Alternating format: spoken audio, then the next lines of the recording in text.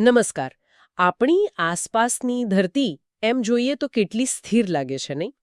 પણ ઇતિહાસ કહે છે કે એ ધરમૂળથી બદલાઈ શકે છે. આજે આપણે આવા જ એક ખરેખર મોટા પ્રસંગની ઊંડાણપૂર્વક વાત કરીશું. 1819નો કચ્છનો ભૂકંપ. આપણી પાસે તે સમયના કેટલાક અહેવાલો છે અને ભૂસ્તરશાસ્ત્રીય અભ્યાસના અંશો પણ છે. આપણો હેતુ શું છે?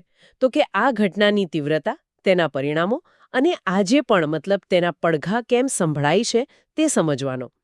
શરૂઆત કરીએ એ આંકડાથી જે એમ કહીએ તો ઘણો બધું કહી જાય છે. 7.7 થી 8.2 રિક્ટર સ્કેલ. આજના માપદંડો પ્રમાણે પણ આ ભયાનક કહેવાય. લગભગ 1500 થી 2000 લોકોના મૃત્યુ થયા હતા. પણ સૌથી વધારે ચોંકાવનારી વાત કદાચ એ છે કે આ ભૂકંપે 90 કિલોમીટર લાંબો અને લગભગ 20 ફૂટ ઊંચો એક કુદરતી બંધ બનાવી દીધો, જે અલ્લાહ બંધ તરીકે ઓળખાયો. ચાલો આ ઘટનાના મૂળમાં જઈએ. તો આ બન્યું હતું 16 જૂન 1819, વહેલી સવારે લગભગ 6 વાગે. કેન્દ્રબિંદુ કચ્છના રણમાં. હવે 7.7 થી 8.2 રિક્ટર સ્કેલ એટલે સામાન્ય માણસ માટે એનો અર્થ શું થાય? કેટલી તીવ્રતા હશે? એ કલ્પના કરવી પણ સાચું કહું તો મુશ્કેલ છે. જો 8.0ની આસપાસનો ભૂકંપ એટલે ભયાનક વિનાશ વેરી શકે. આનો સીધો અર્થ એ છે કે પૃથ્વીના પોપડાની નીચે જે વિશાળ ટેક્ટોનિક પ્લેટો છે, એટલે કે ધરતીના મોટા ભૂસ્તરીય ટુકડાઓ, એ જોરદાર રીતે ટકરાયા અથવા એકબીજા પર ખસ્યા. એનાથી જે ઉર્જા છૂટી એ અકલ્પનીય હતી. ભુજ શહેર એ તો લગભગ સંપૂર્ણપણે જમીનદોસ્ત થઈ ગયું હતું. આસપાસના સેંકડો ગામડાઓનો નાશ થયો અને કચ્છના જે મજબૂત કિલ્લાઓ ગણાતા હતા ને, એ પણ ટકી ન શક્યા. અને 1500-2000 લોકોના મૃત્યુ. એ સમયની વસ્તી અને બાંધકામની રીતો જોઈએ તો આ આંકડો ખરેખર બહુ મોટો કહેવાય નહીં? બિલકુલ. 1819ના સંદર્ભમાં આ ખૂબ મોટી જાનહાનિ હતી. તે સમયના બાંધકામો કેવા હતા? મોટે ભાગે માટી અને પથ્થરના. એટલે આવા પ્રચંડ આંચકા સામે એ ટકી શકે એમ નહોતા. તાત્કાલિક અસર ભયાવહ હતી જ. હા, હજારો લોકો બેઘર થયા હશે. બરાબર. હજારો લોકો બેઘર, વ્યાપાર ધંધા ઠપ થઈ ગયા અને આખા પ્રદેશમાં એક ડરનું માહોલ છવાઈ ગયો. તે સમયના બ્રિટિશ ઈસ્ટ ઇન્ડિયા કંપનીના જે દસ્તાવેજો છે એમાં પણ આ વિનાશનું વિગતવાર વર્ણન મળે છે. એ એની ગંભીરતા સાબિત કરે છે. પણ આ ભૂકંપનું સૌથી અસાધારણ પરિણામ એ તો પેલો અલ્લાહ બંધ હતો. 90 કિલોમીટર લાંબો અને 6 મીટર એટલે લગભગ 20 ફૂટ ઊંચો કુદરતી બંધ. ધરતીકંપથી આવું કઈ રીતે બની શકે? અહીં જ ભૂસ્તરશાસ્ત્રની અજાયબી છે.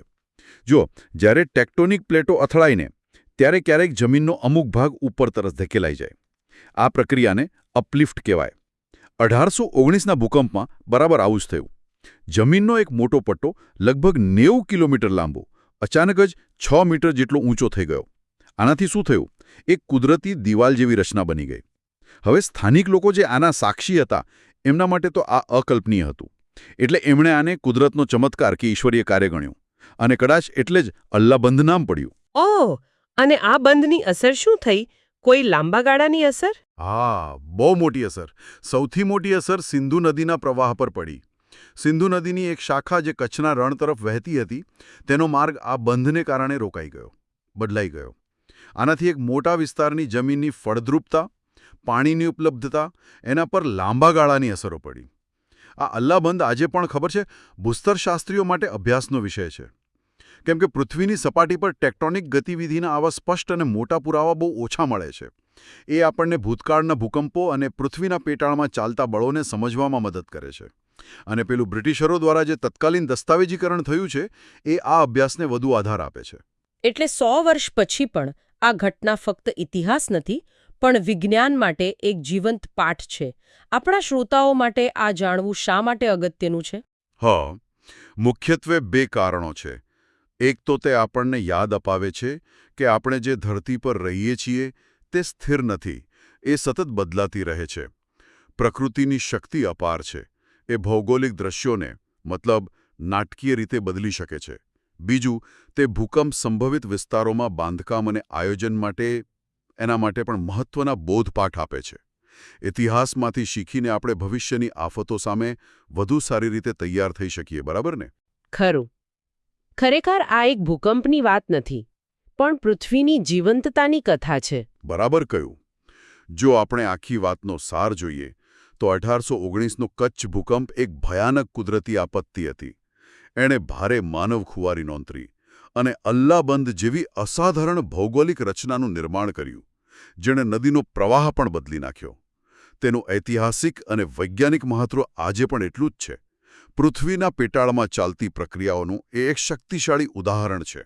તો આ બધી ચર્ચા પરથી અંતે શું કહી શકાય? અંતે આ આપણને એક વિચાર તરફ દોરી જાય છે કે જે ટેક્ટોનિક શક્તિઓએ 200 વર્ષ પહેલા કચ્છના રણમાં આટલો મોટો ફેરફાર સર્જ્યો, શું એ જ શક્તિઓ કદાચ વધુ સૂક્ષ્મ રીતે આપણી નજર સમક્ષ ન હોય તેમ આપણી નીચે જમીનના દ્રશ્યોને સતત આકાર આપી રહી હશે?